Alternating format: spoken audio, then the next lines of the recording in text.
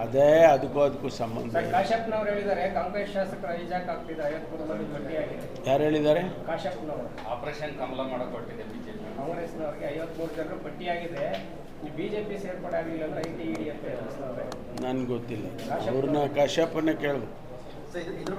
ಕಾಶ್ಯಪ್ನವ್ರನ್ನೇ ಕೇಳೋಣ.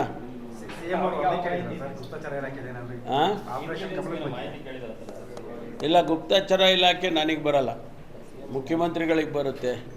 ಇಂಟೆಲಿಜೆನ್ಸ್ ಎಲ್ಲ ಅವ್ರ ಜೊತೆಯಲ್ಲಿರೋದು. ಕಾಂಗ್ರೆಸ್ಸಲ್ಲೂ ಕುದುರೆ ವ್ಯಾಪಾರ ನಡೀತಾ ಇದೆ. ಕಾಂಗ್ರೆಸ್ಸಲ್ಲೂ ಕುದುರೆ ವ್ಯಾಪಾರ ನಡೀತಾ ಇದೆ ಸಿಎಂ ಅದಕ್ಕೆ ಅಂತ ಹೇಳಿ. ಗೊತ್ತಿಲ್ಲಪ್ಪ ನನಗೆ ಅದೆಲ್ಲ.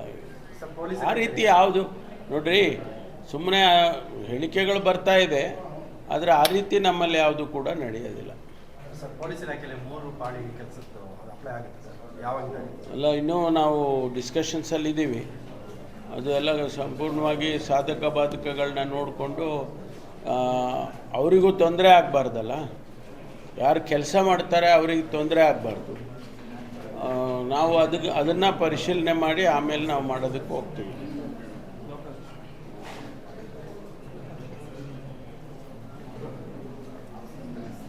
ಆಮೇಲೆ ಈಗ ಸ್ಟೇಡಿಯಮ್ದು ಮೇಂಟೆನೆನ್ಸ್ಗೆ ಅದಕ್ಕೆಲ್ಲ ಒಂದು ಇದನ್ನು ಸ್ಕೀಮ್ ವರ್ಕೌಟ್ ಮಾಡ್ತಾ ಇದ್ದೀವಿ.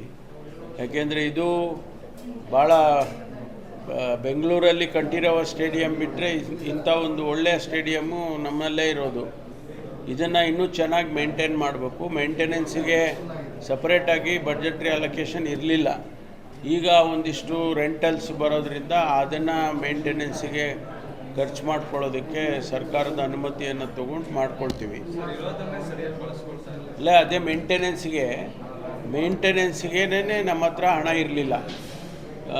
ಇನಾಗ್ರೇಷನ್ ಮಾಡ್ದೋ ಅದಕ್ಕೆ ಡಿಪಾರ್ಟ್ಮೆಂಟಿಂದ ಮೇಂಟೆನೆನ್ಸಿಗೆ ಕೊಡ್ತಾ ಇದ್ದಿಲ್ಲ ಅನ್ನೋದು ಒಂದು ಕೂಗು ಬರ್ತಾಯಿತ್ತು.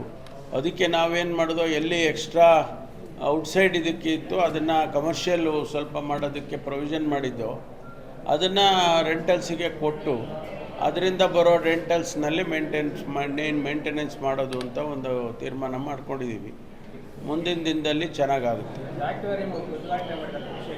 ಅಕ್ವೇರಿಯಮ್ಮು ಭಾಳ ಮತ್ಸ್ಯಾಲಯ ಭಾಳ ಎಜುಕೇಟಿವ್ ಆಗಿ ಮಕ್ಕಳಿಗೆ, ವಿಶೇಷವಾಗಿ ಮಕ್ಕಳಿಗೆ ಯಾವ ರೀತಿ ಮೀನುಗಳಿದೆ, ಡೆಕೋರೇಟಿವ್ ಮೀನು ಯಾವುದು, ತಿನ್ನೋ ಮೀನು ಯಾವುದು, ಆಮೇಲಿಂದ ಈ ಸಮುದ್ರದಲ್ಲಿ ಬೆಳೆಯೋ ಮೀನು ಯಾವುದು, ಆಮೇಲಿಂದ ಇದು ಏನು ಫ್ರೆಶ್ ವಾಟರ್ಸ್ ನದಿ ನೀರಲ್ಲಿ ಕೆರೆಗಳಲ್ಲಿ ಮಾಡೋದು. ಆಮೇಲೆ ಅದರಲ್ಲಿ ತಾವು ನೋಡಿದ್ರಿ ಎಷ್ಟು ಸುಂದರವಾಗಿರ್ತಕ್ಕಂಥ ಡಿಫ್ರೆಂಟ್ ಕಲರ್ಸು.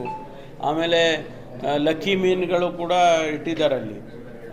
ಅದು ಒಳ್ಳೆ ಶ್ರೇಯಸ್ಸಾಗುತ್ತೆ ಅದನ್ನು, ಆ ಮೀನು ಸಾಕಿದರೆ ಮನೆ ಒಳಗಡೆ ಅಂತೇಳಿ ಅದನ್ನು ಪ್ರತೀತಿ ಇದೆ.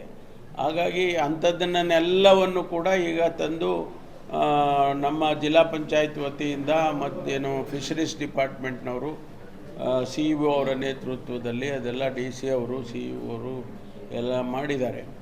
50 ಲಕ್ಷ ರೂಪಾಯಿ ಅದಕ್ಕೆ ಖರ್ಚಾಗಿದೆ.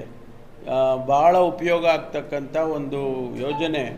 ನಿಜಕ್ಕೂ ಭಾಳ ಸಂತೋಷ ಆಗಿದೆ. ಯಾಕೆಂದರೆ ಈ ರೀತಿ ಮೀನುಗಳು ನೋಡೋಕೆ ಎಲ್ಲಿ ಹೋಗ್ಬೇಕು ಮಕ್ಕಳು, ನಮಗೆ ದೊಡ್ಡವರು ನಮಗೆ ಗೊತ್ತಿಲ್ಲ. ಆದ್ದರಿಂದ ಅದನ್ನು ತಂದು ಇಲ್ಲೆಲ್ಲ ಮಾಡಿದ್ದಾರೆ. ಅದಕ್ಕೆ ಸಾರ್ವಜನಿಕರಿಗೆ ಮುಕ್ತವಾಗಿರುತ್ತೆ. ಅಂದರೆ ಎಂಟ್ರೆನ್ಸ್ ಫೀಸ್ ಇಟ್ಟಿದ್ದೀರಲ್ಲ, 10 ರೂಪೀಸ್ ಎಂಟ್ರೆನ್ಸ್ ಫೀಸ್ ಇಟ್ಟಿದ್ದೀವಿ. ವಿದ್ಯಾರ್ಥಿಗಳಿಗೆ ಉಚಿತ, ಸರ್ಕಾರಿ ವಿದ್ಯಾರ್ಥಿಗಳಿಗೆ ಉಚಿತ. ಅದೆಲ್ಲ ವಿದ್ಯಾರ್ಥಿಗಳಿಗೂ ಮುಂದಿನ ದಿನದಲ್ಲಿ ಮಾಡೋಣ.